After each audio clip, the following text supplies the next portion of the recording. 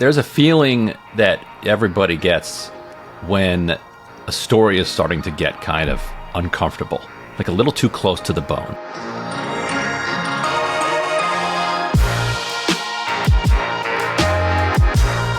I'm joined today by Ryan Grimm and my co-founder Hamish McKenzie. Ryan is a legendary DC reporter, a best-selling author, the former leader of the Washington bureaus for the Intercept and HuffPost. Most recently, he has launched Dropsite News with Jeremy Scahill, which is an already tremendously successful Substack, and which you can find at dropsitenews.com. Hey team, hey Hamish, hey Chris. Hey Ryan. On your About page, you write that Dropsite News is, quote, not simply another nonpartisan news organization. It is completely independent journalism dedicated to principles of accuracy and accountability. We are never afraid to take a stand for truth, regardless of the partisan consequences or the risk of political or personal unpopularity. Can you tell me a bit about what that means to you? Yeah, so the way I think about it is there's a feeling that everybody gets when a story is starting to get kind of uncomfortable, like a little too close to the bone. And oftentimes in journalism, when you get that feeling, you go and find a new story. There are an endless number of things that you can write interesting stories about. And you can justify that decision quite easily by going out and doing other good work, because there always is, other important work. There are not enough journalists, and there are too many stories of injustice out there to cover them. But what we're trying to do is create a space that will allow us to, when we feel that tug, to push forward. And that's the story. That's where we need to go. Now, if as we report it out, what we thought we were walking towards isn't there, we walk away from it. Because, accuracy and integrity and writing with authority are paramount. I think that those are virtues that are, I think, necessary now more than almost ever. Because 100 years ago, you knew every article was being written by a human, at least, whether you disagreed with them or not. Now you don't even know, and that's only going to be increasingly the case. The lack of trust that people have in journalism is only increasing, and it's going to increase more in the future. And so we have our reputations, so we have to guard those with our lives. But we also have to just not shrink from the difficult stories. So that's what that means. It's like it means when there's a story that you should do, but you probably be easier for your life if you didn't. That's the story that we're going to do. So what's it like for you coming out of a newsroom environment where you've had these major roles, like being an editor at HuffPost, at Intercept, and now thrusting yourself into the position of a media founder and a news outlet founder in this particular time, this kind of environment where it's not exactly easy to be doing this kind of work, let alone this sort of put aside the backdrop, the economic backdrop of starting a newsroom in this day and age? I've been pretty fortunate that in both of my last two jobs, I had almost complete autonomy. When I was running Washington bureau at the Huffington Post, my only boss was Arianna Huffington, and by sheer luck, she liked me. And once she liked somebody, then you were good. And she liked me from the beginning, so I was good. So she was like, Ryan's got Washington. He has my support. Oftentimes, several I can think of when I probably didn't even deserve it, but she had my back. And so whatever I wanted to do, I could do. And resources weren't a problem either, because this was the 2010s, the digital journalism boom. We were purchased twice while I was there, once by AOL, and then AOL was bought by Verizon. Each time they infused money into it. So that was like a delightful way to run. Complete, total editorial freedom. A big bureau. We have 50 people at our height, and massive traffic. 20, 30, 40 million readers a month, and really no limits on what we could say. So that then at the Intercept, significantly smaller. Maybe the bureau was 8 people or so. But again, like complete and total autonomy. So whether it was Betsy Reed when I got there, or Roger Hodge, who was laid off in February before we left, and the thing started doing the thing that some people have read about, and if they haven't, it's the same story that you've read about at a whole bunch of other digital media publications. So in that sense, like, this sense of autonomy is not new, but it does feel even more liberating, just to, because, you know, say at the Intercept, you never know, like back when it was part of the Omidyar network or funded by Omidyar, you're like, you never know who are these board members? What do they think? What decisions are they going to make about resource allocation in the future? It wasn't like they were going to tell us what to write or what not to write, but there was a sense of our destiny being in somebody else's hand in a way that isn't the case here. And so that part has felt really delightful and liberating. Yeah, I've gotten a few complaints here and there from people. I'm like, take it up with my manager.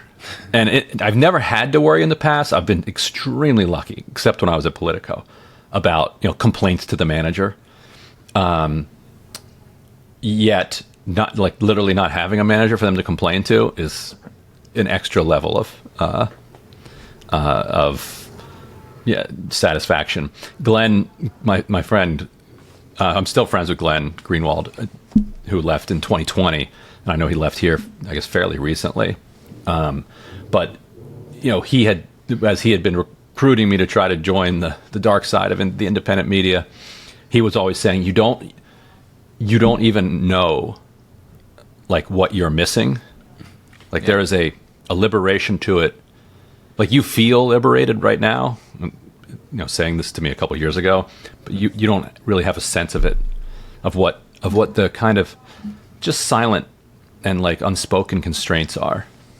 Right, and you've also got a podcast / show, Counterpoints. So you've had that sort of independent streak over there as well, under the Crystal and Saga sort of umbrella. But you're looking around at this media landscape, and you're choosing to build on Substack with a direct subscription model. But we're also looking at sort of digital media imploding, mainstream media and generally struggling with its business model. There are a few giants that are doing well, like the New York Times. There's social media, which is going through a weird sort of evolution, and Twitter, which has been so important to journalists historically, is taking on a new kind of identity under the rule of Elon Musk. And so when you're, like, starting a new media company in that environment, how does it make you feel? Is it exciting? Is it concerning? Like, where are your emotions at? It's exciting. I mean, it's concerning that the social media pipelines are so clogged. That's tough. What do you mean? What do you mean by that? Like, just the distribution channels that used to be greased. You know, you put the story on one of those greased tracks, and if it was a good story, right, it was just going to go forever. Yeah.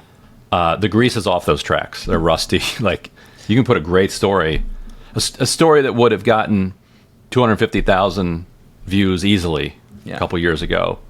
The same quality and same virality component will now get 50,000. Is that largely because of Twitter, the way Twitter's changed? It's Facebook, Twitter, it's Google News, because all of it works together. Like, Twitter, you needed Twitter to get to launch. Like, that was kind of your cannon that got you into orbit. Then once you're in orbit, then it starts taking off on Facebook. It then starts populating on Google News. And so people would say search and social as, like, separate things, but there is a relationship between the two. Like, the better something does on social, the more likely it was to rise higher on search.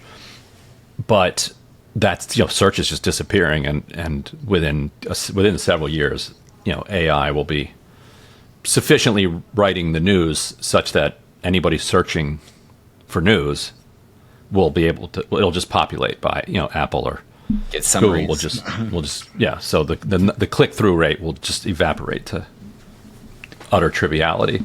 And so now, like, because Twitter doesn't launch stories like it used to, you have to find other ways to reach them. And email, as you know, has been something that I've cared about even before Substack launched. We met in 2016 or 17 or something. It's pretty early, yeah. And that it's a great way to go direct to people. And our next phase is we're going to try to convert some of our more super users into like a social media brigade. Make sure that they're getting rewarded for sharing our stories on whatever platform that they have some resonance with their communities with, because you have to rethink the distribution channels right now. The other cool thing we're doing, well, I think it's cool. Tell me what you guys think of it. So we've got the main drop site Substack. Then I have my own Substack that has 200 some thousand free subscribers on it. Jeremy's, his is pretty brand new, but maybe I don't know what he has now, somewhere between 20 and 50,000. Murtaza, who we just poached from the Intercept, has one in the thousands because he hadn't been kind of promoting it heavily, but now he's promoting it, and I think he's very well liked and well read reporter, and I think he's going to be able to grow his pretty quickly into the tens of thousands and beyond. And so we're not publishing everything on the drop site Substack. So a great example is a piece that he did like 2 days ago or yesterday, maybe it was yesterday, about, it was an analysis piece that included some reporting, but it didn't break news. Like, it wasn't a bombshell. It was a piece about his very smart analysis of how the current crisis in the Mideast could like reshape the borders and what Russia's role in it was. But Dropsite is not really a place for like smart analysis. Like we're trying to break news and write big pieces on there. So for pieces that are just smart analysis, Maz puts that out on his Substack. And then when we sent out our reported piece today, I put at the top a link, said check out Maz's Substack that he wrote yesterday, which is sending hundreds, maybe eventually thousands of people over to read that. But people didn't really sign up to get hit multiple times a day with pieces of analysis. And as we grow, I think Barry Weiss seems to have trying to solve that problem in different ways of how to not inundate people with stuff they don't want, but make sure that everybody who does want the stuff is getting it to them. Then to incentivize people, here's the kind of insight that we've come up with. So basically, we've got a progressive payout system, or maybe it's regressive, depending on which direction you're looking at.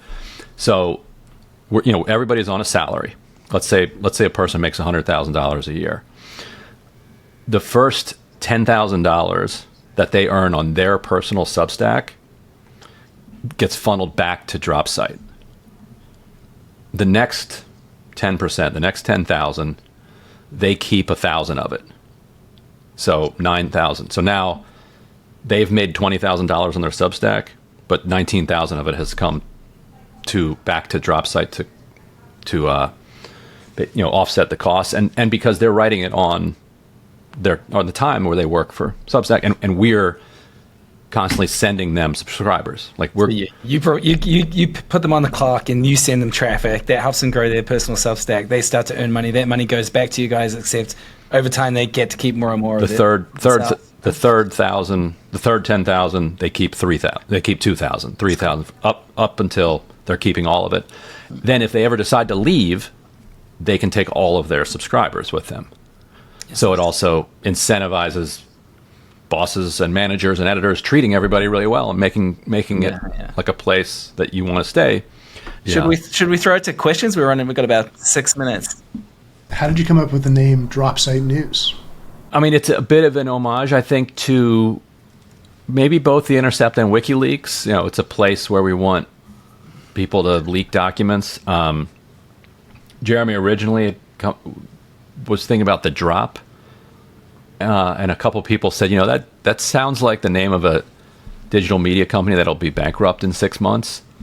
And somebody else said it sounds like the name of a digital media company that Aaron Sorkin would come up with in like 2014. But we liked the connotation of drop and like dropping stories and dropping.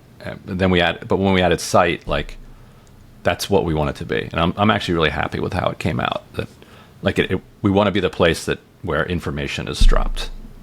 by us and by other people. Head of politics, Catherine Valentine. She's based in DC. You've met her. She wants to know: are there any pieces that you've published in DropSite that you weren't able to get through on the Intercept? There's less management and overhead at DropSite, which makes things easier to move through. So it's not ideological or political, but I think just kind of functionally, that's made it easier to move a couple things through. The piece we did today maybe is a good example. It's from a freelancer who wrote a piece for the New York Times in the spring and found an error in his own piece, and it's about his attempt to get the Times his failed attempt to get the Times to correct the piece. Wow. Wouldn't do it. Wow. So it's kind of an unusual piece, and we didn't have to have any committee meetings or anything else. It's like, let's just do this. We also had a fun piece that Laura Bassett, my old colleague at the Huffington Post, wrote about whether you should call her Kamala or Harris. And she got her hands on, I had heard about some research that Emily's List had done, and she did some further reporting and got more insight into what the private research said. But it was a little bit too takey for DropSite. And not the kind of big breaking news that we wanted. So I ran it on my Substack. We paid her. It's the same fee. We ran it on my Substack. She ran it on her Substack. And then we encouraged people on my Substack, go subscribe to DropSite. And plenty of people moved over from my Substack to our main one. Far enough that made it like worth doing, and not just worth doing journalistically, but it was profitable. Like it paid for itself and then some. Plus the people that we were able to send to Laura's good Substack, which is called I forget what it's called, but it's good. You can look up Laura Bassett. Could you imagine extending that philosophy about having this sort of constellation of Substacks that are contributing to DropSite and that you're sharing traffic with, essentially, to people who are not on staff, like a broader sort of cross section of people in the world who just are writing interesting things? Yes, yeah, that's where I could see it going next. Yeah. And there could be some relationship too, where it's like maybe they're not full-time salaried, but we're paying them some type of retainer for the relationship. Yeah. But they're writing on their Substack, and the hope, with that same hope that you mentioned, that we're growing when they're growing, and they're growing when we're growing. Yeah, it's really cool. Thank you very much. On behalf of the team here, thank you for coming to speak with us, and thank you for using Substack. Everybody remember to go to dropsitenews.com. Is there anywhere else that people can find you? If anybody listening or anybody at Substack that wants to reach me, they can get me at ryan@dropsitenews.com. If you have any observations or suggestions or questions for anything else. But yeah, you can find me on Notes. That's where I'm going to be. That's where I'm going to be posting for the foreseeable future. Awesome. Thanks, Ryan.